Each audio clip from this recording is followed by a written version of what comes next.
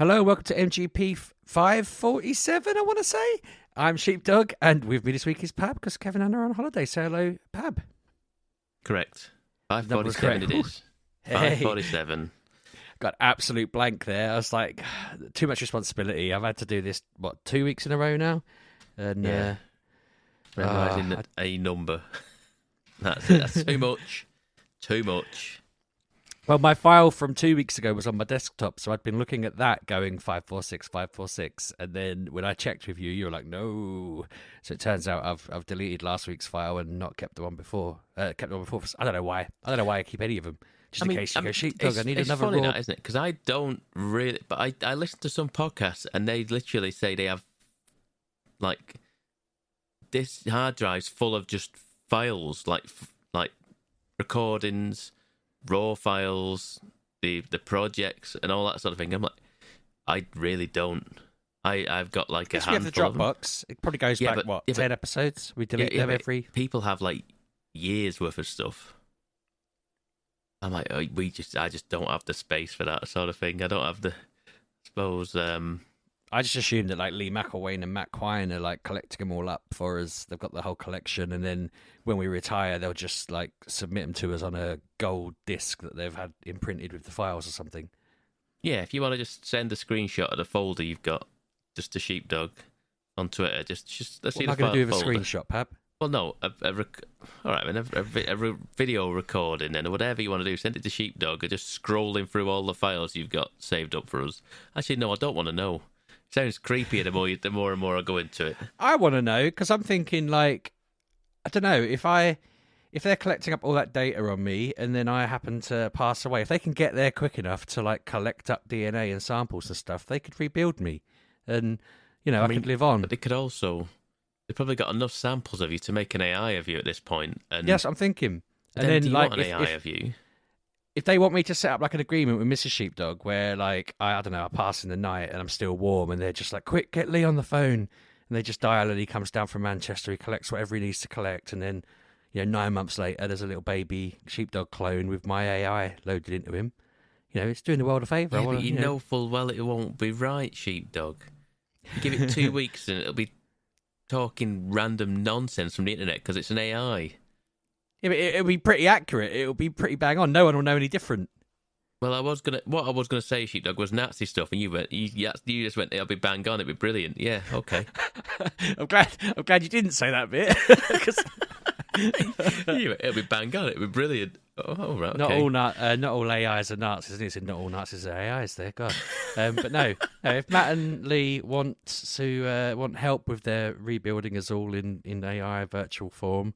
But the problem is, Sheepdog, is that they've got that many files. They could probably make an AI of you now while you're still alive, and then start making the AI say stuff and agree to stuff without you knowing, and you just won't remember this has happened, and you just go, well, I guess I said it, so I guess we're doing this then. I'd love it. I think they should feed that into a Twitter bot that can just like tweet on my behalf and stuff like that. You do not want an AI working on behalf of you. You do not want an AI working on behalf of you.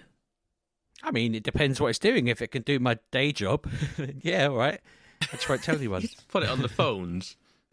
I don't appear on Teams anyway. Goodness. I don't turn my mic on in calls and stuff like that, so I could be anything. You don't turn your mic on, so when they ask you a my question... My camera, I mean, I turn my mic on. I don't turn my camera on, sorry. So this is feasible. Let's make a Sheepdog bot and have him do his job for him while Sheepdog's finishing Final Fantasy. I need to start a new Twitter account called Sheepbot now, don't I? That can just... yeah, you need to take that before somebody else does it now. It's probably already ran by Lee and Matt. Yeah, probably is, yeah. Probably is. I mean, they'd probably get more mileage out of building a Kev AI and making it do YouTube and podcasts and Twitch and just steal a load of that Lelujo money. We should be doing that, Pab. I feel like we're going to get in trouble for this at some point. I think Kev's not going to be listening to this, is he? But someone's going to mention that we're conspiring against him to make a Kev bot to... I've been conspiring against that man for over a decade. He knows the score. Yeah, there is that. So how has your week been other than deciding how to bring Kev down? How has my week been? That's what I said, yeah. Usual sort of thing, really. A bit of rain. a lot of rain as usual. If we're in Manchester, it's a rainy season from like. I couldn't tell you what the weather's been like here. I only go out for like 10 minutes in the morning to drop my daughter at school, and I don't really look at the weather while I'm doing it. Go on. I don't know what this is, but this is going to sound weird. But this is now the third week in a row on a Friday that I wake up and I have a sore little finger, like as if I've smacked it against something or banged it, and it's only on a Friday. I've realised this now. It's only on a Friday. The last 3 Fridays, and I wake up and I my fingers like feels like I've like banged it against something. It's like hard to like bend. Like, what are you doing Thursday nights? Going out on the town? No, this is the thing. It's no different to any other night of the week. You've joined some sort of secret fun war fight club, haven't you? You're just having fights. We're just with a little finger. Yeah. You're trying to be like a southpaw, like the Rocky of fun wars. I don't know. I just had a thought. Then actually, it has been the last. It's the only explanation. It's the only answer. It's not like as if it's hurting now. It dissipates throughout the morning. It's gone by dinner time. But like, it's weird. Well, if it starts developing a 6-pack, you'll know that it is working out at a fight club. It did. I did. I think I'm imagining it. I think it was a little bit more swole than my left hand little finger. And it has a tattoo. The little tear on it, tear tattoo on its side of it. Yeah. Tell you what, I've got as well. This week. I've got hotel standard pillows. They've come today. There you go. What's this all about? What, you just go on like a Premier Inn? I don't know. I went on TikTok and then somebody was talking about Premier Inn pillows, and then they googled what Premier Inn pillows were. It's probably a load of crap. I'm not going to lie. And I ordered them on Tuesday, and they came today. And I've got now gigantic like hotel standard pillows. You're gonna have the sleep of your life tonight. I am hoping so. I've not tried them out. I just put them in the pillowcases, bin the old ones, and now I'm like, yeah, they're probably crap. Like I say, it's what you get. TikTok. It's TikTok. I was trying to have a nap at lunchtime, and my pillows were annoying the heck out of me. Yeah, I'm on. I mentioned to Pab on Twitter, but for the listeners' benefit, I'm on these new tablets. I was on tablets. I think I did rant about this on Twitter, but I'll give you the brief background. I rang my doctor. Like, these tablets you've got me on have given me tinnitus. I can't. I'm listening to you talk right now, and there is just a buzzing in my ears. It is ridiculous. Yeah. And the doctor was like, "Oh yeah, they'll do that." And I was like, "Well, can I like stop taking them, because it's not very nice." And he was like, "Well, they're not doing a job for you." And I was like, "Well, they're supposed to be antidepressants." He was like, "No, they're not." And I was like, "Well, that's why I'm taking them." And he was like, "Yeah, that's not what they're for." He was like, "I can switch you to some if you want." I was like, "Yeah, please do," because that's kind of what I was looking for. So he's changed me up, but all it's done now is make me sleep in the day when it gets to lunchtime on my bad pillows, and I need new pillows. But also the tinnitus just hasn't gone. So I'm just sat here now with a whistling in my ears, listening to you. He's made sound checks impossible. So if there's a bit of a hum on this week's one, it's because I can't hear it. I can't hear anything. Sheepdog just in the background doesn't know he's humming to himself. Yeah, that's it. But God, it is really frustrating. I'm just I know what you mean. Just constant whistling. I think I've got it as well now at this point of years of just me having headphones in all day, every day at work, and yeah, I think I've just slowly get it, but it's nothing. Like I say, I feel like I've got used to it now at this point. Oh, it's driving me mad, but I'll probably be used to it in a week or so. I'm hoping it goes away. I thought it would go away, but yeah, so right now it's just like getting louder. It's like I've got crickets singing, Jiminy Crickets just singing in my ear as loud as he bloody can. I don't know why. That's what's come to mind for me. I feel like I'm losing a little bit of pab from it. Yeah. Not going to lie. But other than that, no, it's been an alright week. I feel like I've just, as I say, I mean, there's a combination of that and just not really leaving the house. I'm probably a little bit, can't think of the right word. Just kind of, I feel like I've just been home all week. I've cracked on with gaming. I'm still playing Final Fantasy, obviously. Haven't really got a whole lot to say about that, except I got to the Gold Saucer earlier, and that felt really, really surreal because obviously it's a big part of the original, and being a kid playing it, I loved that part of it. I got my sons to sit and watch because I thought the scene where you enter is usually it was quite good in the old one, and it's quite cool in this one. And it all just feels really, really like another nostalgia boost, like a shot of nostalgia to the heart almost. And I saw someone say on Twitter they can't believe they lived long enough to see this game remade, and I was like, that's a bit of an extreme way to put it, but it is mad feeling like this game is just beautiful and wonderful and great. Really crazy about it, and I don't really need to talk about it any more than that, but yeah, very, very cool. And the only other thing that really changed here was Mrs. Sheepdog's got to the final boss of the Guardians of the Galaxy game. She does not game like me, Pab. She got to the final boss, and she paused it, saved it, and she was like, I'll complete that on Monday. I was like, what? But you're on it now. Complete it now. I mean, like, do it tonight. It depends. Is there a reason is she like, I'm tired? Is it like, I've got something that I need to do? She was just like, I'll complete that later. That'll do. Yeah, she was just like, yeah, I'll come back to it. I'll come back to it. She knows it's the end boss. She was just like, yeah, I'll have a crack at it. I'll probably do it Monday now. And I was like, I'll probably do it Monday. Yeah, it's very much just like I would have stayed. I mean, this was yesterday she got to it, and then today she was going to play it, and she decided not to. And then I sort of said, wait, you play it over the weekend? And she was like, nah, I'm all right. I'll sort it. She did say she's quite enjoyed playing it. She wants to play more. She was saying to me earlier, oh, I'd love to have a job where I just sat around talking about games all day. And I was like, what, are you angling for the podcast now? But she was like, oh, no, I wouldn't do anything like that. She doesn't want to be public facing. I was like, maybe she should start a mum blog. I mean, yeah. It's like start a Substack or something, just chatting about games. But I think she'd have to play more than the like two a year she currently plays, or whatever the rate she's at. But that's not far off my rate. Get her in here when Kevin and Anna go away. When I'm not on, which would be forever. And she can step in. Yeah. But that made me laugh. She was like, oh, because I mentioned that I was doing a podcast. She was like, God, I'd love to chat about games.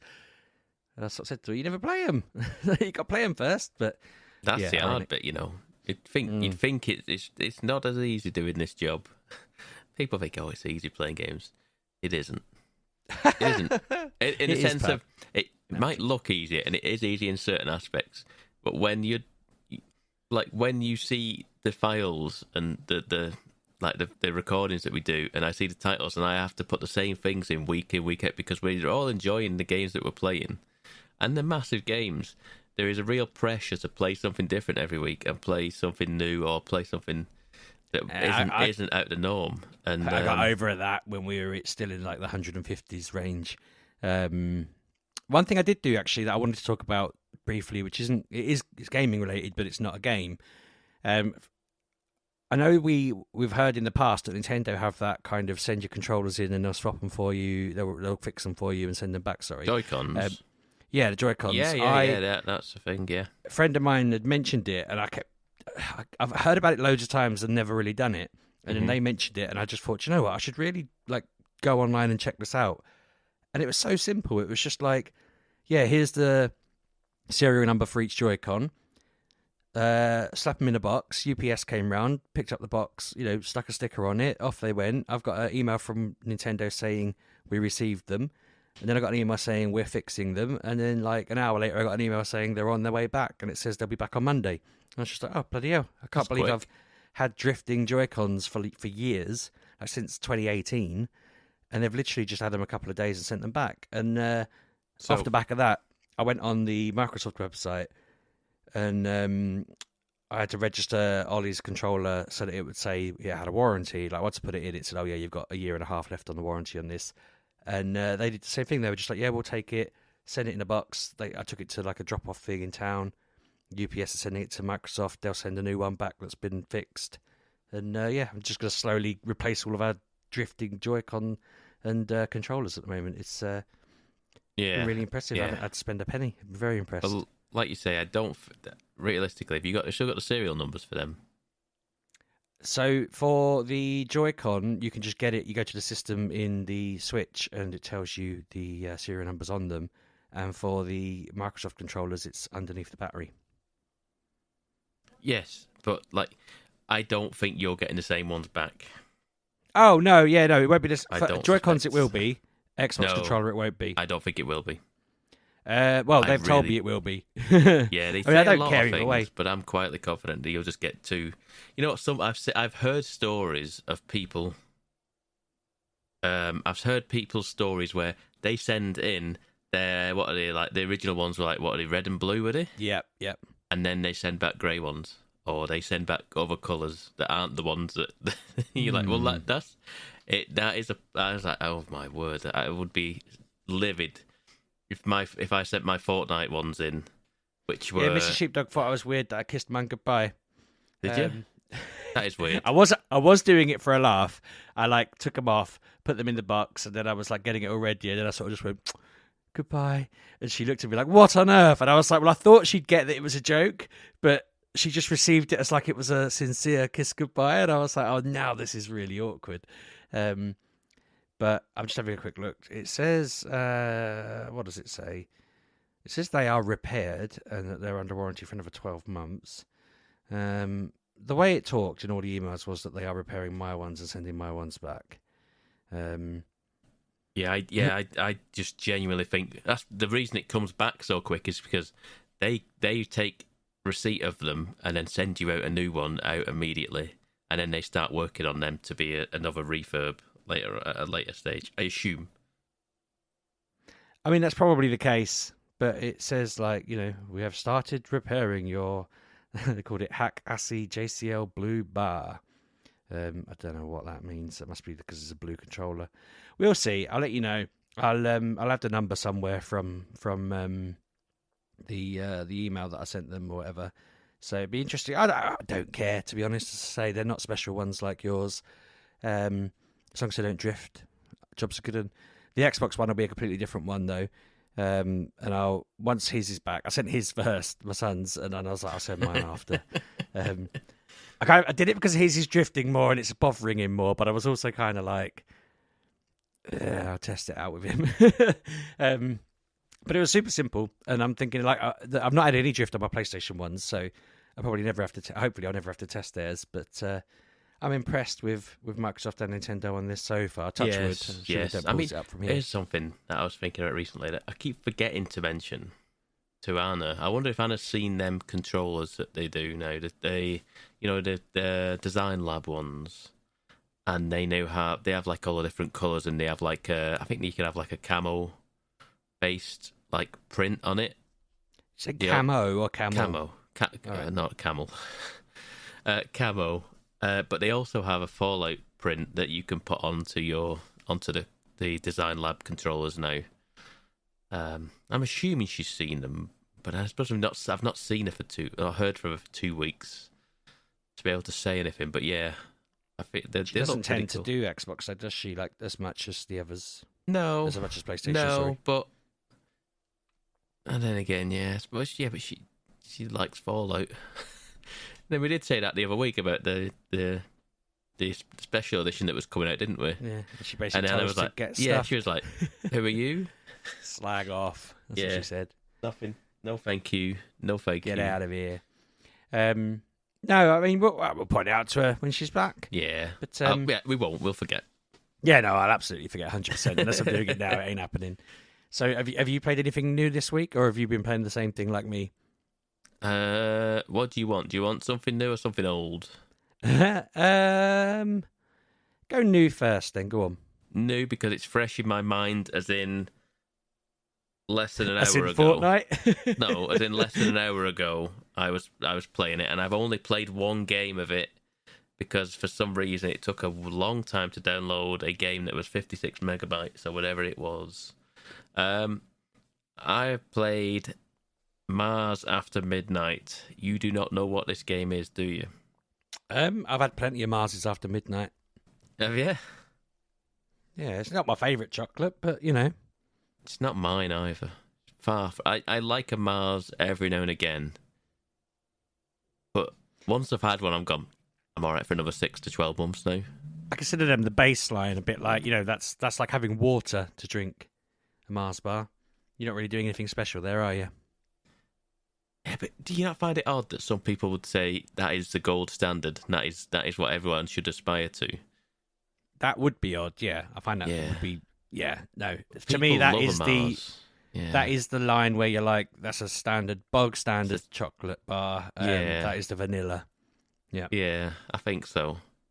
So what is Mars After Midnight? It looks like it's a colourless puzzle game. So Mars After Midnight is on the Playdate. That is the other issue I had. I had to charge up my Playdate And you're gonna go, "What's a play date?" No, I've got TikTok, Pappy. I know what a play date is. You get your Okay. games every month on your little wind-up machine or whatever it is. You don't anymore, but you used to when you initially got the initial release. Yeah, you did get season 1 of the play date for with the actual console, and they each, I think it was like every week you would get a new game, which I think is a novel idea because it encourages you to play the games for that week, and then another week comes by, and then you turn it on, and there's a little present there waiting for you, and you just open it up, and you start gaming again, and they're just nifty little fidget game sort of thing.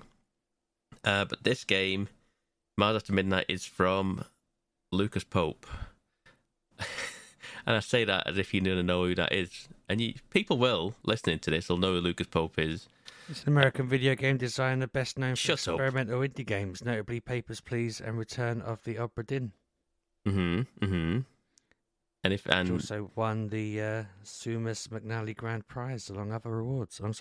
Oh, there you go. Wasn't That's on his me. Wikipedia page or anything. Yeah, definitely not. Can you tell me about Papers, Please? It does say on there. I literally said that a second ago. Interestingly, it says he was either born in 1977 or 1978. What's the deal there, Mr. Pope? His age is either 46 or 47, according to Wikipedia. Huh. While you talk about this game, I'm going to go and go down a rabbit hole finding out why they don't know his exact age. It's really not worth the time. Anyway, so Mars After Midnight, you are on you're like an off-colony, like city, town, wherever it is, and you run like a alien like recovery center, and you are pretty much you are like running the session and running the door, similar to what Papers, Please was, where you were the guy on the border crossing and you had to check people's papers and make sure they were all above board, sort of thing. You have like a door and you have a little peephole, and you crank the peephole open and close with the crank on the play date, and you have a series of like very specific like conditions for getting in. So one was for Cyclops's that was sad. I can't remember what it was. There was a specific title of this session that you were doing.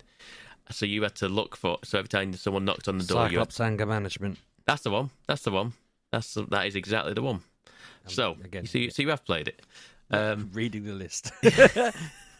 So you do that. So then someone knocks on the door. You wind the crank and it opens up the little hatch, and you look out the front and you look. If they got two eyes, it's like no. If they're happy, they got a big smile on their face, chirpy sort of things. No. So you look. You go, okay. He's a Cyclops. Wait a minute, but he's happy. No, you're not coming in either. This is not for you. You don't have any anger management issues. And sometimes you can't see everything, which I like this aspect of the game, because it has like you can like look up and down, like look through the hatch a little bit and look up and down at the alien in front of you, and because sometimes you can only see the eye, you can't see if he's smiling or not, so you have to like look down and go, is he smiling? Is he got a frown on his face? So you let them in, you let the aliens in, and then it says on the way in, it says refreshments inside.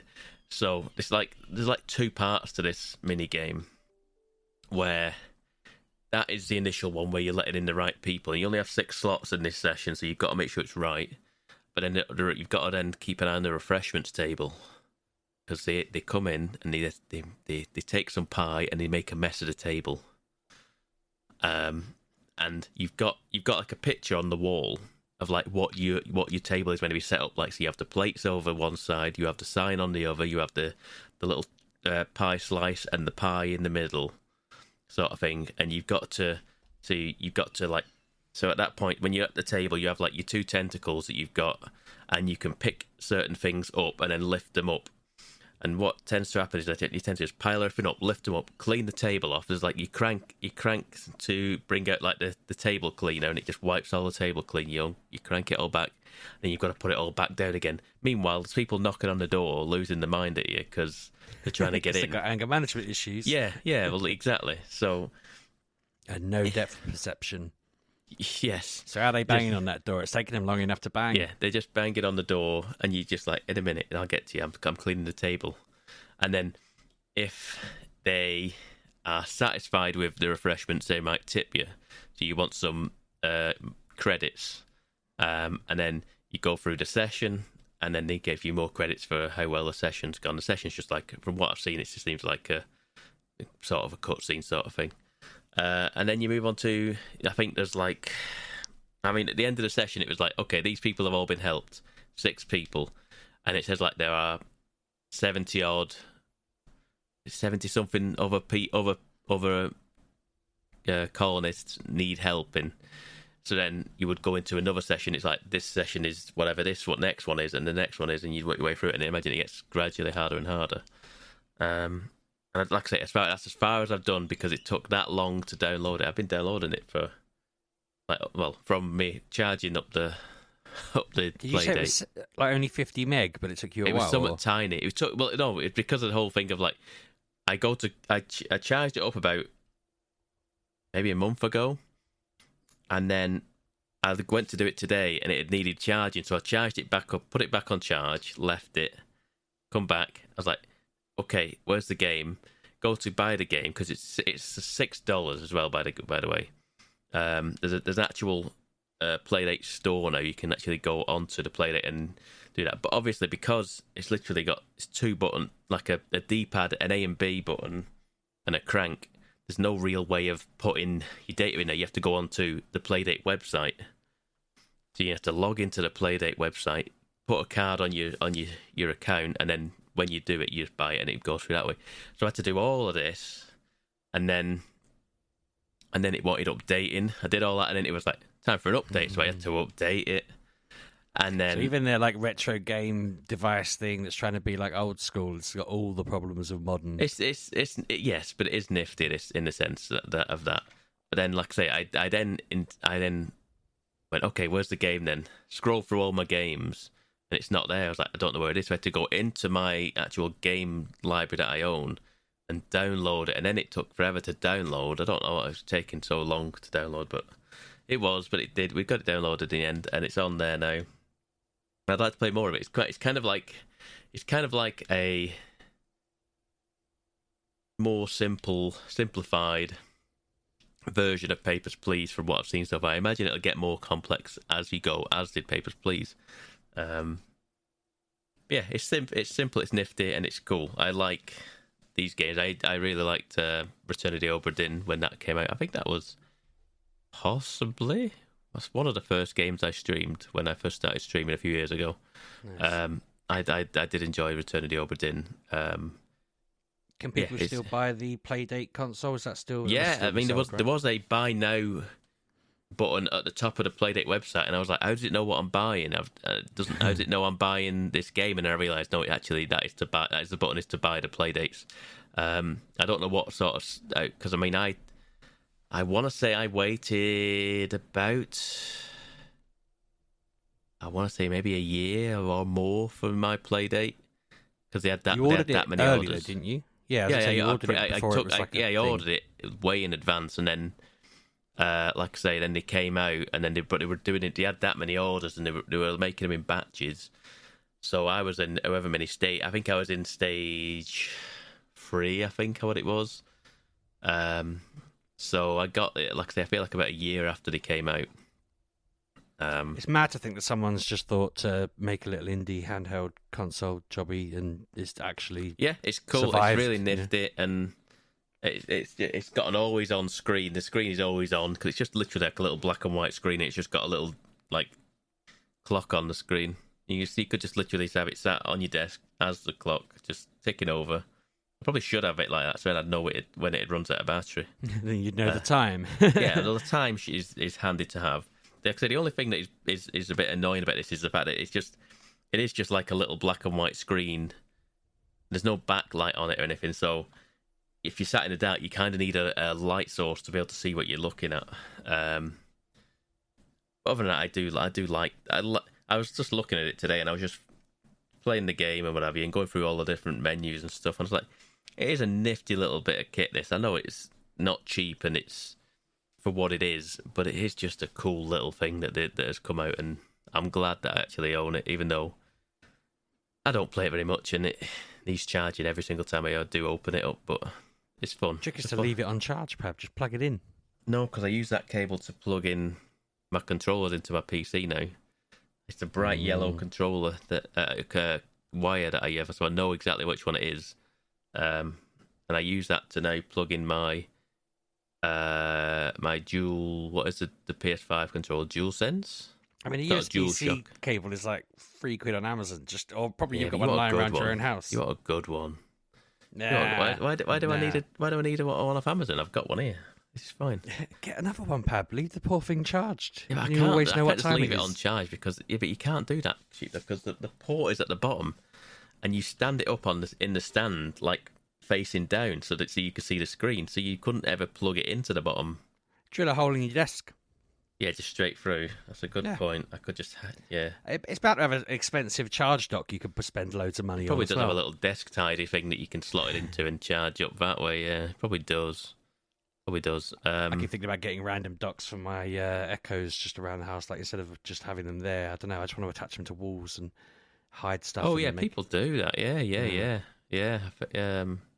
I keep thinking about personalising mine so it says different things or uses a different voice or different alarms and stuff, because my kids hate the alarms that we've got. I just need to sit there and hack at it. I think so. I see people talk about the things they've done with it. I'm 99% sure you can change some of that stuff. If you can't, I'm going to be disappointed when I try. But I always have like grand ideas with my Echoes. I've got a whole pack of near field contact tab things that you program. I got like a pack of them somewhere on my desk. There's like 50 of them in there, and I've not used a single one. For the what idea purpose? was meant to be that I could just tap them for like starting a playlist or turning the lights off or whatever. But how would that know? I don't understand how they work. You program it and then you tap it with your phone, and then it will send the signal to your device. I don't really get it. It's how it does it. I watched a few videos about it. It's like why do you need to? Why wouldn't? Is that just to save you the function of pushing the button on Spotify or whatever it is to go to the playlist? Maybe, Pab. Maybe that seems like a the time it takes for you now, to. Anyway. Do you?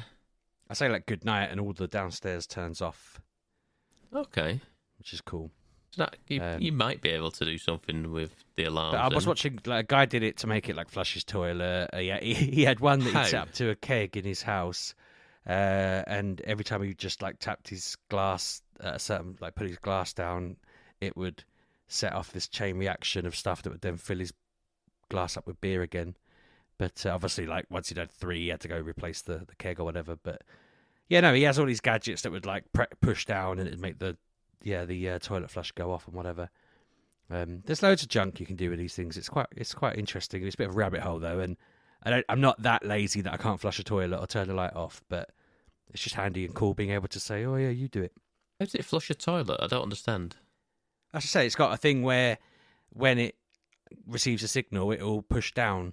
So it's got like a so it's got and it might come back up or whatever afterwards. But yeah, no, it's the future. I mean, maybe they just sell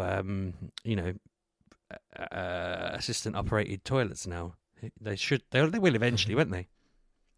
You could be like, "Hey, flush," I don't want the uprising of the Alexa bots, but the running how we operate our houses. I avoided saying her name because I didn't want to set everybody else's off. But you could just be like, "Wipe my behind," and then she'll do it. You would say that, would you? I mean, I'd probably come up with a better, one-word way of doing it, like, I don't know, poopsie, and then she just start wiping. Yeah, I very nearly shouted for our friend to do something then, and I resisted. Mine make ours fart. But what else have you been playing? I played a little bit more Like a Dragon. There's for reasons. I've played a little bit more Like a Dragon. I'm into chapter 8, where things we have a shake up.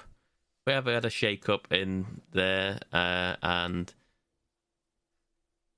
we have rotated some party members, and that's about it. Yeah, suddenly I'm in an area where I have a whole new series of conversations that I can have with my party, which, like I say, I had done all the party conversations and pretty much maxed everyone out, and now I'm back and I'm in a different area now, and the map is full of conversations to be had. So that's pretty much what I've been doing, just to get the party connections built up, the bonds built up a bit. But I'm suddenly now it's once again to that point where the encounters in the open world are back to not trivial, shall I say. They I got to parts of Hawaii where the icons above the head are blue, and that means that the enemies are effectively trivial, and you can just pretty much just press left trigger and you'll just do a super punch on them and you just one shot them. You don't even go into the battle. You just one shot them and you carry on about your day, sort of thing. But now they're all red again, and they're not pink. There are some pink. The pink means they are above your level, and you will have a fight in your hands, sort of thing. You will not struggle, but it's difficult. Red are at your level, and the blue dots above the head are the trivial, and you can just take them down in one shot without even having to battle. So yeah, I'm like I say, I was a little bit dejected at knowing how far away I was from finishing this game. But I'm kind of how far are you? Is it a long way? I'm just about halfway through. Oh god. 50 hours in. We're around the 50-hour mark at this point. And I was like, oh, I feel like there was probably maybe 4 chapters left. There's another 7 or something like that. I'm like, god. But yeah, I feel like I've got to the point of no return with this game where I kind of feel like I need to finish it. It's not the sort of thing that I want. You can't not finish it. It's not the sort of thing that I want to fall off, which is why I haven't.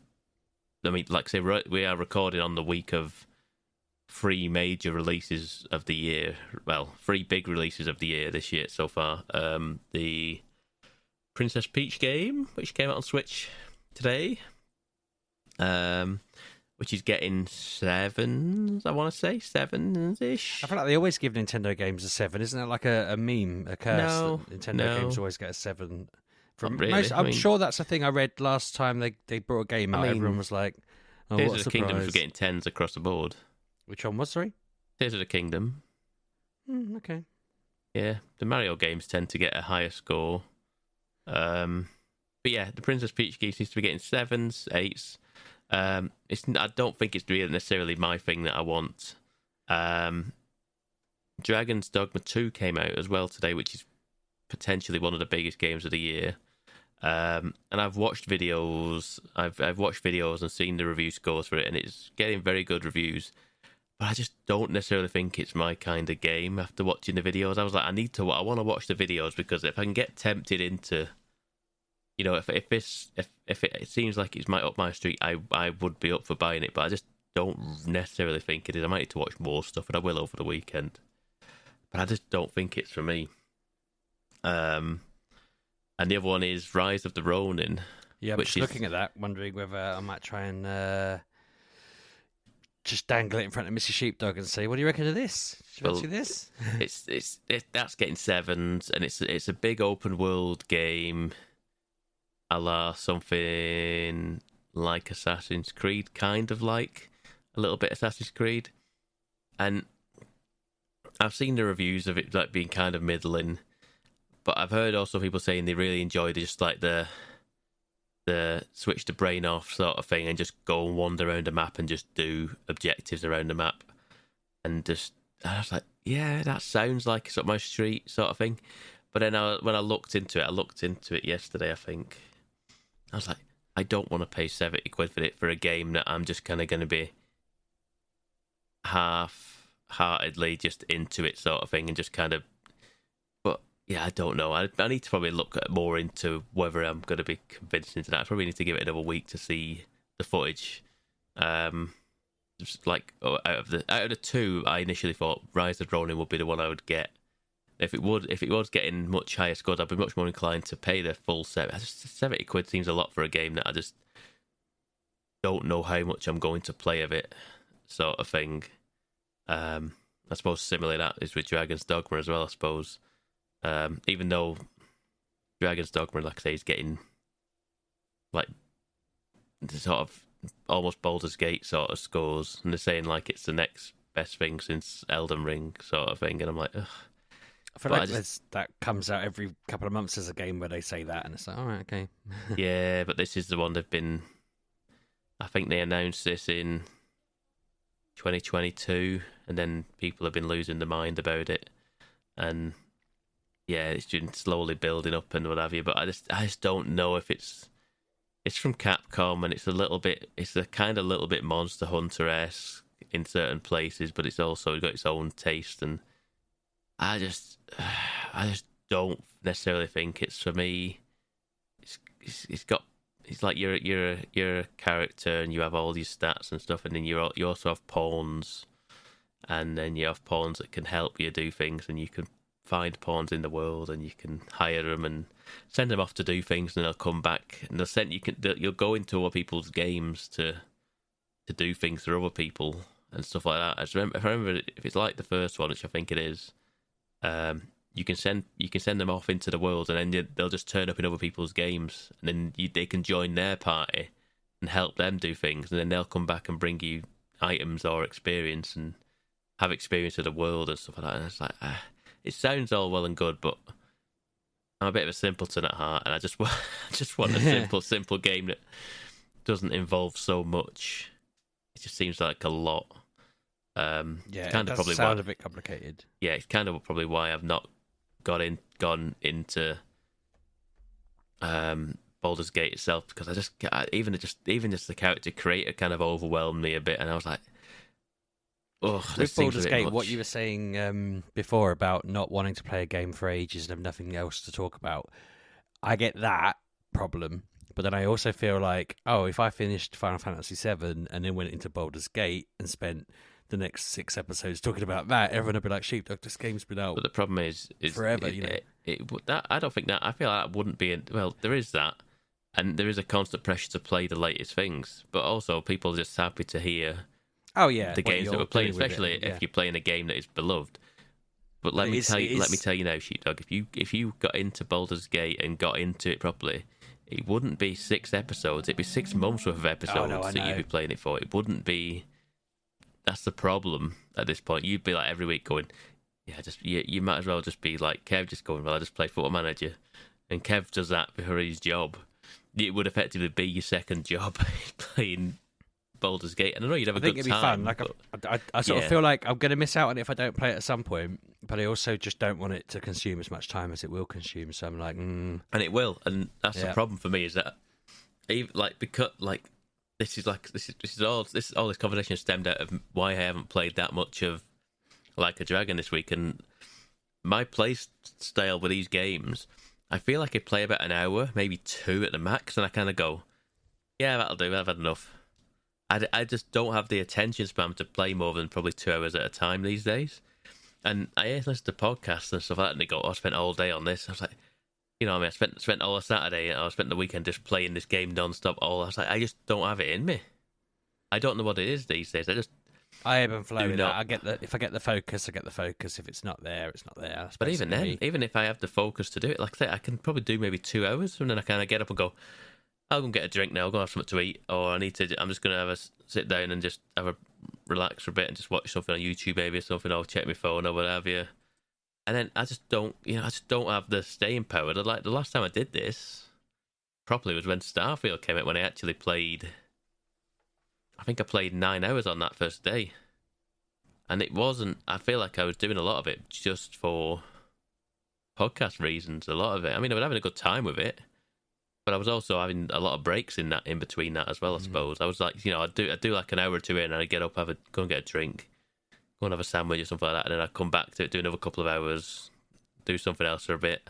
But I just find it far too easy these days to just get distracted by everything else that wants my attention. Even though I do try and play games more than anything else, but it's difficult. It really is difficult, and I feel like things have definitely changed over the years. I'm starting to game more than I used to, though. I'm getting away with gaming more in the living room. The family are around. My kids want to watch it, or they want to get games. I'm kind of coming out of a bit of a stint where I was never getting away with it, and now suddenly I'm able to sit and do it. It's become part of our sort of family setup, and once I get my Joy-Cons back, we'll be playing more Switch games as a family. We were talking about that earlier, like. It'll be just nice that they're not going to be broken. No one ever wanted to hold the Joy-Cons, so it became a big World War III trying to get it all, set up and everything. But we'll be back to normal soon. It'll be great. Do you have more games to talk about? Or should we move on to our questions? I can tell you, the main reason that is that I haven't played as much Like a Dragon is because I'm playing a lot more Helldivers. Oh, cool! Yeah, I'm playing I remember a you lot saying last week. Yeah. What did I say I was on? I feel like I said I was on about... I don't know. I don't know how many hours I was on last week. You weren't super far, were you? It was like you were playing with friends. But yes, I had. And I feel like I played between 4 and 8 hours last week of Helldivers. I'm now pushing... 9 hours this week. No, I'm close to 20 hours this week. Nice. I've played a lot more.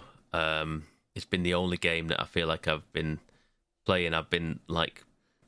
I came in from work one day and I was like, I just want to play Helldivers. So I went and played on my own. I played one session on my own, and then I didn't realise that I was just open to the public. So randoms joined me. I was like, well, that's fine, whatever. The more the merrier sort of thing. It helps me out at that stage, I suppose. People helping me collect samples and do objectives on the map that I don't know that are there, or do you mean close some of the hives and what have you. I was like, okay, great, that's fine.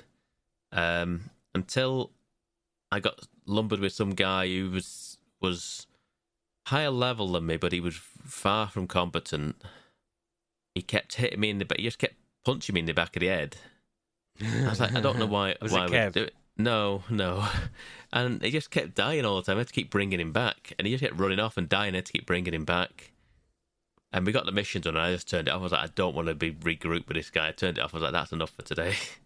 But I have actually played, like I say, I've been into my Discord and I've seen some people there, and I've gone, oh, they're playing. They're in the Helldivers chat, and I was like, okay, I'm going to jump in and play. I played yesterday. I played far too long on Helldivers 2. I played way past my bedtime.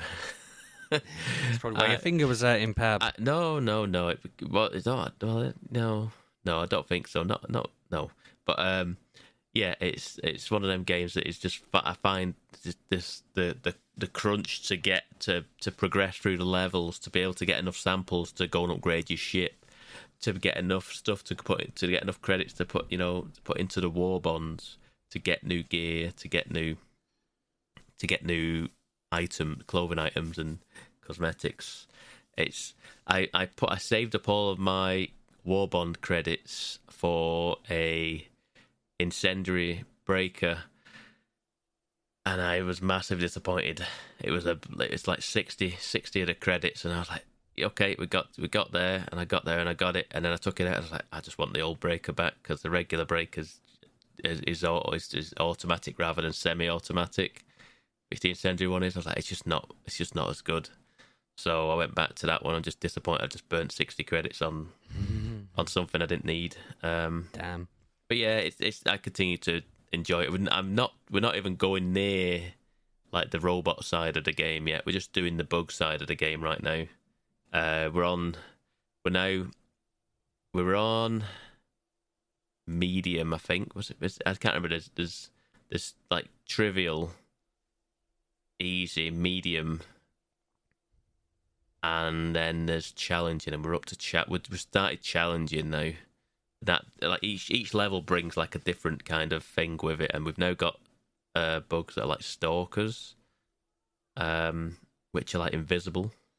People will know all this. I'm just telling you realistically, but people who've played this will know all about this. It's like they are invisible until they get right up to you, and then they just kind of chomp on you. and then you've realistically you've got to find them, because you've got to find the nest for them and destroy the nest before, because they'll just keep coming for you. They'll just keep like amongst the rest of it. It's not like they're the only things on the planet. All the regular enemies on the planet, as well as chargers and like big monsters and like ones that spit at you and all sorts of shit, all sorts of like slime and goop and stuff like that. And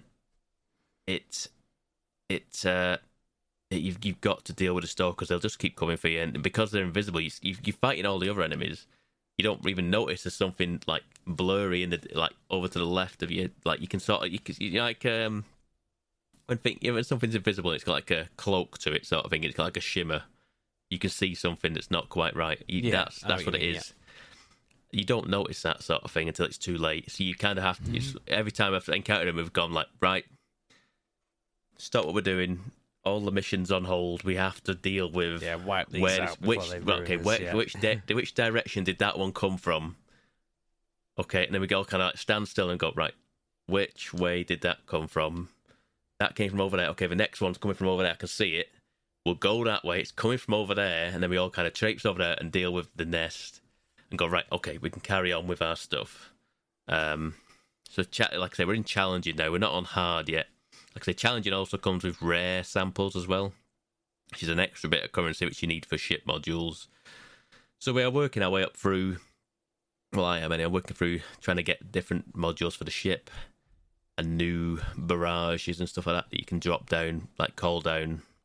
Just really fun. It's just really fun, and I'm like in that loop, in that cycle of trying to just going onto a mission, and like we're trying to perform the major order that's out there right now. I don't think we did it because last night there was like 15 hours left on a major order, and the major order is to like conquer these 2 planets, and we've done one of them, but the next one wasn't even accessible. We had to go through another 2 planets before we could get onto the second planet that needed conquering. So we're like, I don't think we were going to do it. I mean, there is a lot of people playing this game still, but I don't think we'd have done it.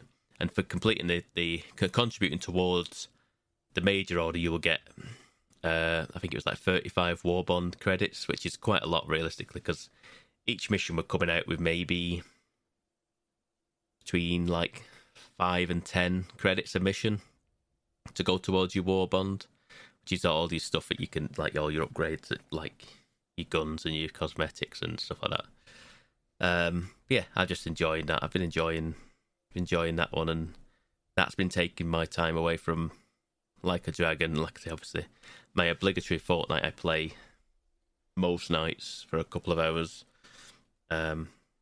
Yeah, that is what I have played. I hope to play more Like a Dragon. I want to, and I will, because like I say, I feel like I've gone past the point of no return at this point. I want to see how this story finishes now, so I will carry on with that, but it might be slowed down because of other things. But yeah, fair enough. Anyway. Sounds good. I mean, do you know what? We asked for questions for this week's episode, and we ended up with 5 questions, and we were 6. nearly an hour, Pab. 6 questions, yeah. We'll go through some, yeah, still? Yeah, go for it, man. I mean, go for it. That's what we're here for. Yeah, no, I'm going to start with the most recent one that come through. I just saw on Twitter from your buddy Gat.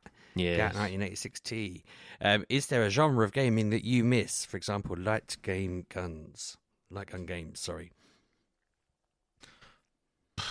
I mean, what do I miss?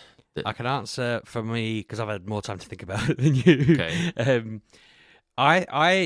I really do miss the era of, I've said this before plenty of times, the RTS games where you build your base and then you build your vehicles and you this, that and the other, and you're really putting thought into what you're building. And I know Age of Empires brought that back recently, and I had good times playing that on stream, building my walls and going a bit nuts with my silly tactics. But yeah, I don't know. I was just having a quick look while you were reviewing Helldiver a bit to see whether, because there's meant to be a Red Alert 2 remaster coming out, and it looks like they brought out.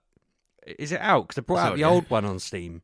That got remastered. I think that got re-released a few weeks ago. The Red Alert stuff, but I think there was a remaster. I know Red Alert 1 got remastered, but Red Alert 2 was it was not supposed 2? to be coming soon. Oh, maybe. Unless I'm maybe there thinking is of Yuri's Revenge. Maybe I knew the 2 was out. Anyway, they don't make them like that anymore. They don't make any of the games. Like someone was saying, I think it was someone, I can't remember if it was Gaz or someone like that was saying the other day about wanting to play Roller Coaster Tycoon. And none of the roller coaster games are like they used to be back then. They're all kind of that weird format now that Planet Zoo and Planet Coaster are like. And I just miss those ones where it was like proper map. You stick your stuff down. Is it isometric, that kind of shape that they're at, that angle? Like, sort of like I isometric. miss that era. I don't like this kind of new era of like it's all kind of set in stone that stuff goes here and stuff goes there, and I don't know. It's just a weird format that they've done with it. I feel like they took away some of the control that made it feel like it was mine, and now they all feel quite like paint by numbers. It's like a dot to dot now. Like paint by numbers was the right thing the first time. Yeah, it feels like you're just saving up the money to buy the part that was already there, whereas back in the day you could literally do what you wanted, you know.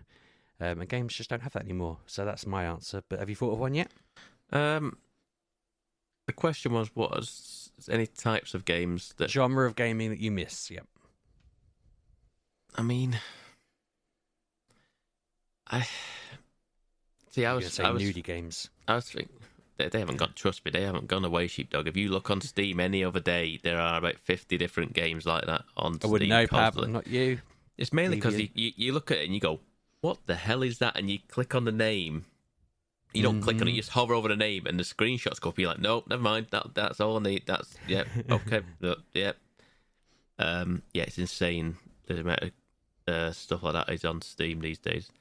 I was going to say something that, like, I think this is something that hasn't really gone away, but it feels like something that has kind of left me, sort of thing. Because I was like, the last SimCity that came out, I played that. Like, I think I came out in, like, what, 2013-ish? Something like that, maybe 14. Yeah. And I played that, like I say, that is probably the last time I did, like, my weekend was the entire weekend on that. And I don't know if that's just, is that a SimCity thing? I know what you mean, because City Skylines, I felt like I played that for a week or two and then never went back to it, and yeah, well, you just kind of reminded me I own that at this point. Yeah, really, I've got a second one, and I booted it up, and I went, "There's just too much stuff on this. There's just too many menus. Got too much tutorial explaining this does this does that does that." And then I tried doing it, and it doesn't do what I want it to do. And I'm like, I just want a simple game where I can just put the roads down and watch stuff happen. There probably is something like that realistically, but. It just feels like it's just too much complexity to it. I don't know whether it's just the original one on the Switch. That's what I want. Sorry to talk over you, but I want them to just put the SNES, you know, the squares that you plop in place. Like I said, they did put a load of EA games onto Steam a few weeks ago, and I think one of the SimCity 2000 was there. Because I did look at it and go, ooh, maybe. But the first one's just something else because it's so like it's a bit cartoony and I like the music from that, so it's got a banging soundtrack. yeah, definitely. Yeah, that's a good one. But yeah, I can't think of any particular genres of games that like sort of that have left. I mean, that's a good answer though. So Nick Wilson asked, "What are some of the most disappointing games you've ever purchased?" Disappointing. I struggled a bit with this because for me, it was more about expectations not meeting reality. So one of my answers was that I was bouncing off the walls the day that Red Alert 3 came out, telling my wife, I'm going to be gone all weekend playing this in the other room. And then I think I installed it, I played it for about 10 minutes, and then I think I threw the empty case across the room and then like turned my computer off, threw the case, and then like went upstairs all sulky. And I remember ranting to my mates about how they'd ruined it, and then my mates were just like, "It's identical. It's like the same game as the other two. What on earth?"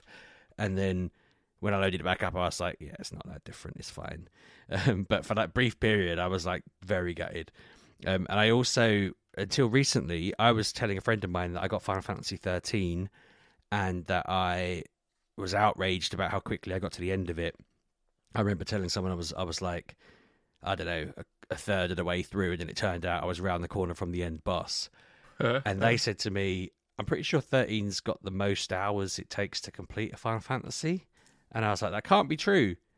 And when I looked it up, it's like, 7 and 8 are a 30-hour slog, and 13's like a 45-hour slog. And I was just like, oh my God, I obviously just did it quicker than I expected to or something, you know. That blew my world a little bit, because I'd always maintained in my head that 13 was the briefest one. And apparently, up to that point, it was literally their longest game. So, yeah, still them. But it turns out I was wrong. I'm trying to think of, like, I find it very hard to be disappointed in games in the sense of... you get games you know you're going to like, really. Well, that's it. I do meticulous kind of, like, not research, you know what I mean? I do look at a game. I have to be quite confident before it. Like this week, for example, there's 2 games that are brand new games which I would kind of interested in, but I'm not willing to pull a trigger on it because I'm just not certain on it. And there's only Anna one... would have a better answer for this, because she'll try everything and buy it and have a go at it, wouldn't she? Yes. I mean, Anna would probably say something like Final Fantasy 16. I'd be like, oh, which is a shame. That breaks my heart, because it's a brilliant game. Or I should say Starfield or something like that. Which probably is a disappointment in certain aspects, but I enjoyed my time with what I played at Starfield. I remember buying, this could be about 2014, 15 maybe, when they brought out an Amazing Spider-Man game in conjunction with the films. And I remember buying it, like, convinced myself that it was going to be good based off just the stuff. I thought people quite liked that, but I remember it looking a bit... No, not this one. This one was wholly panned, and I was like convinced. I was like, "Oh yeah, it's fine." And I remember that being quite disappointing. I mean, what's the question again? Because like what are some of the most disappointing games you've played? I mean, see, I think this is again a thing about me of like my initial reaction was to that is like the most recent Pokemon games, but I think it's not necessarily. It's because I don't get the feeling that I used to get. I want the feeling of like when I played like Red and Blue, and when I played Silver, and I would just be, that is my sort of world sort of thing, and that is all I played, and I just got obsessed with it. And I think that's just a thing about me these days. I just don't have it in me to do that anymore. And I just find myself, I play for maybe 10 hours. I literally, Sheepdog, I buy all these Pokemon games, and I played for about 10 hours, and I'll just fall off it and just never have any desire to go back to them. And I think that's just a thing about me, and it's more about me than it is the game, that I just don't have...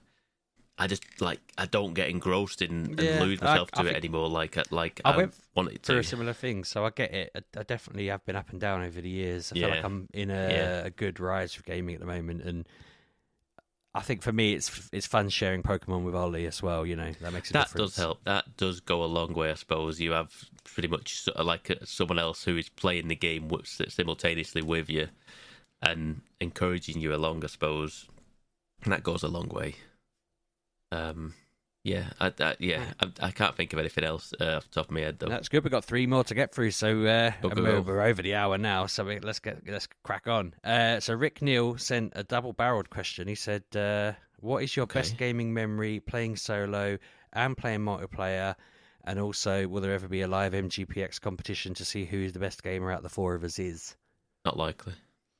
I feel like Not we already likely, did the because test of like who's the better gamer, and I feel like if we were being honest, it probably goes you, Anna, and then like depending on the game, it's me or Kev.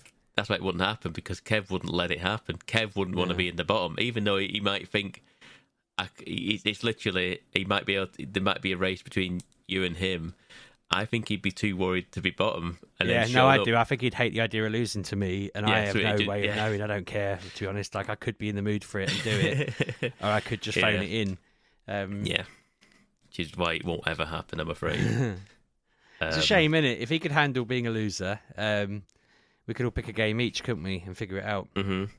But favourite solo and multiplayer memories. I mean, a quick one that came to mind for me was the Trackmania game night we did with the MGP community years ago. That was great fun. Yes, for sure. Definitely. For playing with other people, I also put down the time I spent a weekend playing Final Fantasy VII with mates, just setting up our TVs. Like, they all brought massive, the big screen TVs, the big box ones that were really heavy. They brought like one of them each and a console each and a disc each to my flat. It was ludicrous. We had a great time. I also put down for solo, getting to the world map on that when I was like a teenager. I remember thinking that the Shinra building was the end of the game, and then going out to the world map and being shocked about how much game was left in that. And then the other one that always comes to mind for me with gaming and just nostalgia is, like you were saying about the Pokemon games. I had ROMs of them back in the day, and I used to just sit and play on my PC. I'd like put it up to high speed and just do like Pokemon Blue or Pokemon Gold and Silver, just start to finish in like 4 hours. But I would just do it over and over again, like every day, fire them up, do it again. Just because it was really, I'd just sit there and do that while I was watching something on my TV. But my room used to have a great setup where I'd have my PC set up, my TV next to it, and then a second monitor to watch stuff on, and I'd just be doing 3 things at once with music playing behind me. My electricity bill from mum and dad must have been huge, but I'd be doing 4 things at once, and I'd just be in heaven. There's certain songs come on, and they remind me of sitting in my room playing Pokemon Blue. It's ridiculous. Like, there's a whole... I can't remember what the year would have been, like 2000 or whatever.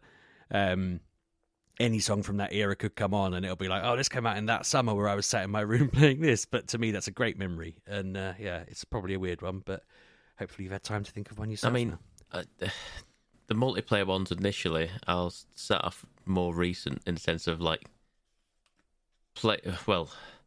most recent like game memories. I feel like is sort of creeping back in a minute when we're playing Helldivers, because I'm playing Helldivers again with people that I haven't played multiplayer games with in a while. And because we used to play Payday 2 when that first came out, when whatever, that's 10 years old now. But when that first came out, we played that a lot. We played a lot of Payday 2, and it's same people that I'm playing Helldivers with now.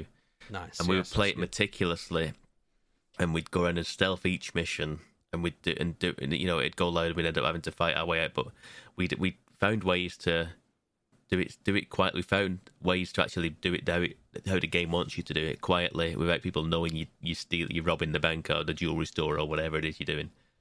Then go back a little bit further to when the days where we played as a podcast, before I was part of the podcast, where we played Gears of War. Yeah, do you know what? I wrote that on my list. Came up. I put down that the sun was coming up when we left, and it was like 4 or 5 in the morning. We met Anna that night, didn't we? Yes, yeah. It was like Kev introduced us to Anna. We played Gears of War until like 4 or 5 in the morning. Yeah, I remember the birds light. tweeting. I remember it being so, because that wasn't planned. That was like, no, let's play. And we were around giggling that was away. like a Friday night, yeah. Yeah. Just feeling really baked in the morning. The sun's coming up, and I'm like, I feel so hot. My face just feels so Similarly, stuffy. At the times when me and you played multiplayer, we played Mass Effect 3. I'd written that down as well. I was about to get to that myself. We played tons of that. And that was good times. I feel like that that's the only way I played that multiplayer is with you. And that's just to get the galactic readiness or whatever it was. I think how did I just pull that out? Yeah, because you had to do certain amounts, didn't you, to try and to get the galactic readiness of so you had to get 100% or whatever it was. And then we haven't really played many multiplayer other than the some Back 4 Blood. We've not really done one in a while, have we? Yeah, I did look at that. It was on the Steam sale of a week for $5, and I went, that's good compared to like Left 4 Dead and all that. It was fine, but we just kind of fell off. I suppose that's probably a good answer for the disappointment one, because it was nothing wrong with the game, but playing it made me realise, I guess even if I did Left 4 Dead 3 now, it wouldn't be the same, which is not the same people anymore. It's the scheduling. We have to schedule this stuff out. It's so difficult to... Kev streams most nights in the week. Yeah. To get Kev... I mean, Kev could stream it, but he doesn't like... Probably isn't getting the same viewership as he is for a Football Manager. So he probably isn't worth it to him to do that. And as much fun as it is, it's just hard to him to have a night off and no, which I get. I've got no I'm used to that. It's I want him to make the best he can, and the better he does, the better he does. It's good for him, and so I've got no problem with him needing to think like that. And probably the last one, memory of multiplayer is probably like playing back in the the N64 days when we'd all be playing. I remember playing WrestleMania 2000. We played a lot of WrestleMania 2000. So much to the point where everyone says, like, what's the best wrestling game? And they say WWF No Mercy on the N64. I was like, I don't even know what that is. That was the sequel. I used that to was play the SmackDown. One of the SmackDown. Well, that would have been PlayStation times. Yeah. But yeah, No Mercy was the sequel to WrestleMania 2000. I don't even know about it. We were just playing WrestleMania 2000, and I played that with my mates, and we played it for just constantly. Played the N64 so much. Multiplayer, because it was, I did that a lot back in the day. That is a memory that I will have forever. I mean, single player gaming memories. I mean, there's so many. I mean, like, some that come to mind. I mean, more recent, probably like The Witcher. When I played all The Witcher and I got into that zone. I mean, it doesn't happen very often where I get into a zone where I'm just playing this for months on end, and no matter what anyone else is doing around me, I just want to play this game, and I want to see the story through and enjoy. And the story's so rich in that game. Even all the DLCs, I played it pretty much just constant when it all came out, and I feel like I've missed out on Witcher. I need to do Witcher it 3 at some point. is one. Witcher 3 is probably my favourite game, probably up there realistically. And it's like it's that game that Breath of the Wild did it with me as well, where I just kind of disappeared, and I'd go into Discord and people are doing stuff, and it doesn't. I'm oblivious to what like people want to do. They're all doing other things, and it's like, I'm just over here doing my thing. I'm not. Don't mind me. I'm over here just playing this. We're playing some multiplayer now. I'm just doing this. I'm all right for now. Whereas, like, as much as I'd like to say I'm in that zone with Like a Dragon right now, I am getting dragged away by Helldivers, so I'm not in that same sort of zone. But that's like I say, that's single. I can't think of many single player games. I mean, I can think of single player based games like back to the 64 again, like GoldenEye. I enjoyed that's a good memory. That's funny, really, because that's more loved for its multiplayer. I enjoyed the multiplayer, but I did enjoy doing the levels on the actual levels, and I enjoyed. I enjoyed. I don't know if you had a question for like Medal of Honor there when you said about GoldenEye. I used to love the old Medal of Honor game, just running through that, being one man taking on the whole of Europe. Yeah. That reminds me of like Call of Duty, like 2, when the Xbox 360 first came out. And I played a lot of multiplayer doing that. In the 360 days, I played a lot of multiplayer on that. That was a good time. Yeah, doing I used to play a lot of COD. That. Used to go to a Wire World in Rayleigh, LAN gaming centre. We'd play Call of Duty. Yeah. Did you remember? Was it Medal of Honor 3 or 2 where you stormed the beaches of Normandy? That's an incredible start to a game. Honor... You just got off a boat. I say Allied Assault, but I don't know. I think it was Allied Assault. I think it was. I think it was something like that where it first did it, and it was groundbreaking. Yeah, felt like a massive start to a game. I was so impressed. It's like Saving Private Ryan, just in the game. It was so good. Yeah, sure. God. Next question was from Harry Roberts. For some reason, Harry Roberts and Big Daddy Greeners come under more replies, like Twitter hid them because they were rude, and I can't see any rudeness in them. But if something I read out here turns out to be rude, you can beep it in post. What are your guys' views on retro gaming, NES, SNES, Mega Drive, etc.? Do you know what? For me, I always think, I'd love to have all the Mega Drive games, or the NES games, or the SNES games, and then Switch will say, all right, here's 40, and I will play one of them and go, I've got to do something else now. And I don't think it's the game's fault. I think, like we said earlier, I've run out of time now, and I was on something earlier in the week. I think I was looking for games for my youngest, and I saw a Mega Drive collection for like a $5, and I thought, I'm pretty sure I've owned the Mega Drive collection on every single console since the Mega Drive, and I've only ever played it the week I got it, and I've never touched it after that. So I feel like it is a big nostalgia buzz for me. It's a big deal for my like history, but I don't really put any time into playing it, and that's not. I don't know why. I don't know. I think it's just because I've probably got other stuff to play, and sometimes it can be like I prefer the mod cons, like it's a little bit slow because of the old loading or refresh rates or whatever it is. if you're walking, the old Pokemon games kill me now because they're so slow. I have to play the old like Final Fantasy VIII. I had to put it on double speed just to be able to walk around because I just can't hack the speed that they walk at. So that's a bit of an issue. But yeah, I do love it all, and I feel like we're in a nice era where they're starting to remake some of the things that are really, core parts of me and my past, and getting this Final Fantasy Rebirth and all of that. If they have, I'm going to double check about Red Alert, and if they have brought out the Year's Revenge add-on, my mates, I'm going to go to a group chat and tell my mates, and they're going to be like, "Oh, let's spend some time in the week doing that." It's a guaranteed. Like we'll have a night on the beers playing that together. The more of my stuff they redid that Sonic game recently that looked amazing, and it really was nostalgic to play. There's lots of stuff like that they just keep bringing back. Like they know what button to press to get me really engaged, and the more of that they do, the better. What about you, Pep? What do I think about them? I like the idea. Similar to you, I suppose. I like the idea, and I think there's definitely a place for it.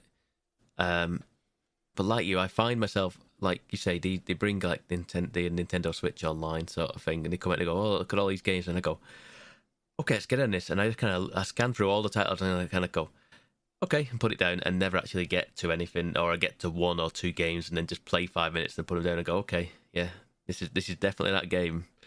I don't feel like I just don't have like I don't know what it is. I don't know whether it's just I just don't have the nostalgia sort of thing for like jumping on. I just like people say like, "Oh, I go back to Link's Awakening or I go back to Super Mario World and I just play it once a year." I was like, I used to do that with Super Mario World and with Final Fantasy VII. I used to play them both once a year, and then suddenly I just didn't. I think I got a certain way through both of them and was like, and I haven't done it since. Yeah, I like I say, I don't know if it's just the certain types of games it is. I like Super Mario World and I'll play it, but I don't ever see me. I don't think I ever finished Super Mario World. I've played it, and yeah, I just don't know. I just don't. I don't necessarily. Like I say, I got the Analog Pocket for Christmas. I put a load of games on that, and I played a load of. I think I've played a few different games. But I don't. It's not my first thing I seek to do, sort of thing. You know what I mean? It's not like I'm like, what are we gonna do? Okay, I'm gonna play. I say Super Mario World, or I'm gonna play one of the Zelda games from SNES or whatever, or whatever it is, or Metroid. I've never really played Metroid, like some of the older ones and stuff like that. And I'm nothing against them. I'm not like as if I'm hating them or anything like that. I just. It's not something that I kind of gravitate towards. I feel like yeah, something that I would like to see maybe at some point is when I was younger and my friends had PC games and I had PC games, my PC couldn't play a lot of games, a lot of the ones they would get. Or if it did, it would play it on like lowest settings, and they'd be playing it on much better settings, and I wouldn't be able to get much out of it. I'd quite like to be able to access some of them. I can't off the top of my head think of many. I remember the old Starship Troopers game, where you'd be moving your troops around and fighting your way through that. But I feel like if I was to look for a catalogue of games that came out on the PC in that era, there probably are ways, like good old games and all that. I probably got them. I remember getting Dungeon Keeper at one point and playing that for a weekend a couple of months back because I was just like, I had the demo of it as a kid and never got it.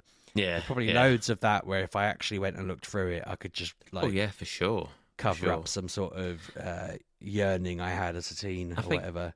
I think for me is that I don't want to, because I have been back to games. Like you say, I've been on good old games and got games, and then I put on a game and I kind of go, yeesh. And I don't necessarily. I think sometimes I don't want to destroy the memory I have of it by playing it and going, "What was I thinking?" By modern standards, you can sometimes get. I can't remember what the filter's called, but obviously old TVs were geared up in a way that pictures were kind of delivered in those lines, weren't they? Yeah, and you have to have that there to make it look right. So it's not even the looks; it's just like how sometimes you kind of go, wow, this is stiff to play. This is wow. Yeah, the slowness, like I said, I it put breaks up my with brain. a lot of nonsense with Yeah. it to be playing this. But you just did when you were younger. You just played stuff because that's what you had to play, and you just got on with it. And then you're like, I mean, if you had a bad game, you had a bad game. You just kind of convince yourself that it was all right, and you just kind of like you just go, yeah, it's just hard. And it's crap. It's just hard. And you just kind of struggled your way through it, and you just played. And yeah, I probably did have a load of bad games, but you just played them, and that's all you had. And like I say, if I went back now, and my fond memories, I kind of want to keep them as fond memories rather than going back to them going, oh God, I would. I don't want to be. I don't want that to be my memories to be tarred with the noise that I was just playing a load of trash, and yeah. So yeah, we'll round off with Big Daddy Green is asking us, for you, what has been the best console you've had / received, and why? Do you have an answer for that one? Had / received. Received, I suppose, is the PS4 that I won. Oh, do you know what? Every now and again I remember that happened, and I'm like, what a world. That was before Pabby was a host, happened to win it. Yeah, completely I won a unrelated. PS4 from you guys. That was a good one.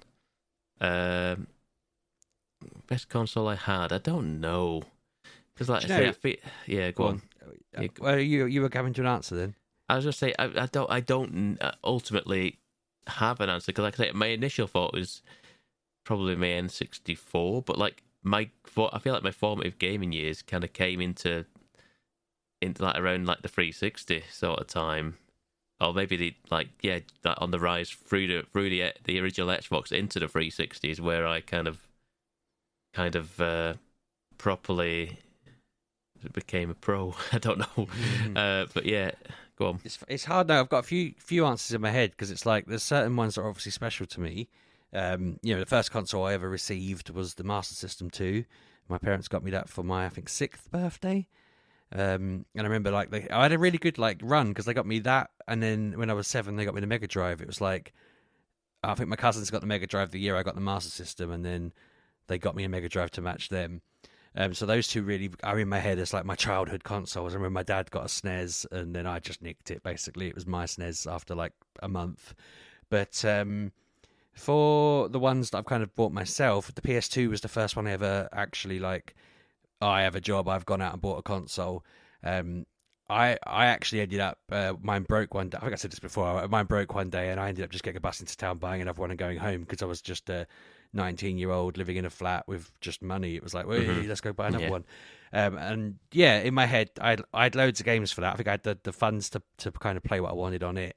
It was just a good console. The PS2 was great. But then the other one that came to mind really quickly when I read the question, I was like 3DS, hands down easy. Just 3DS is a great console. It had Street Pass, which is amazing. It had, do you know what I discovered the other day? I did not know, this is going to sound stupid, I did not know that Omega Sapphire and Omega Ruby and Alpha Sapphire, the Pokemon remakes for Gen 3, I didn't know they were 3DS games. So I knew X was on it. I knew Sun and Moon was on it. I knew other games were on it. I can't remember off the top of my head now. But I was chatting to a friend of mine, and she was like, yeah, did you play Omega Ruby and Alpha Sapphire? And I was just like, wasn't that on the other consoles? And she's like, no. And I looked it up, and I was like, oh my God, it's like 70 quid for a cartridge now, which is a bit frustrating. But I was like, oh, I never played that. And she was like, oh, well, I'm surprised you've got a 3DS. But alongside those games, there was also just tons and tons and tons of great games, and it was also probably the first console that Ollie got into. Sharing my 3DS with him was great. Getting him a 2DS, and then even now he plays like Yokai Watch on my 3DS and all these other games. And I don't know, I just feel like that was probably one of those ones. It was really great. There was a whole, you could go around events and get your street passes and sit in the 3DS lounge at the EGX and just sort of just sit on a beanbag and play. I wish I'd do another one. I mean the Switch 2 should just get that feature in it. It feels like everyone would be traveling around with their Switch 2 on them if they did that. But Yeah, I missed that. I want that back. It was good. Yeah, It was a I good know what you punt to mean. try and have 3D on it, even though I didn't really use it that much. It was just innovative when it was good effort. Any other answers from you on that, or No, like I say, the more I think about it, it probably is just the N64. it's a good Like, answer. it's a great the only. console. It's one of the. I feel like it's probably one of the few consoles where I'm the only one in my friend group that had one. See, I didn't have one. My cousins had one, and I played theirs. I remember Yeah, going to yeah. their house and just sort of. We spent the whole time in their bedroom while they were playing Banjo Kazooie, and it was like, I was just relaxed. I love sitting and watching people play games, and again, one of my friends, they're really into Kingdom Hearts, and I've not played it, and I was like, if you just want to play it while I watch, and we'll just hang out for like a day, like just play it through. I'll sit and watch. I'd love that. To me, that's like one of the best ways to. I mean, watching my wife play Guardians of the Galaxy was just great fun. Just lounging around on the sofa watching. I used to do that with my mate all the time. He'd play these random JRPGs and I'd watch them. So, yeah, no, I'm well into that. And the N64 for me was a console I watched more games than I played, obviously, because I didn't own one. But yeah, cool. Yeah. Right, is there anything else then, or are we wrapping up? I think we can wrap up. We've done Well, there bumper you go. episode again. Yeah, God, look at us. I said to my wife both weeks, I'll be done in like half hour. We've got nothing to talk about. And here we are. But yeah, if you want to hear more from us, you can find us at MGUK Podcast on Twitter, or I'm at RB6K. And I'm at Pab 1986. And that's your lot. Thank you very much for listening, and have a good week. Thanks for listening, folks. Bye-bye.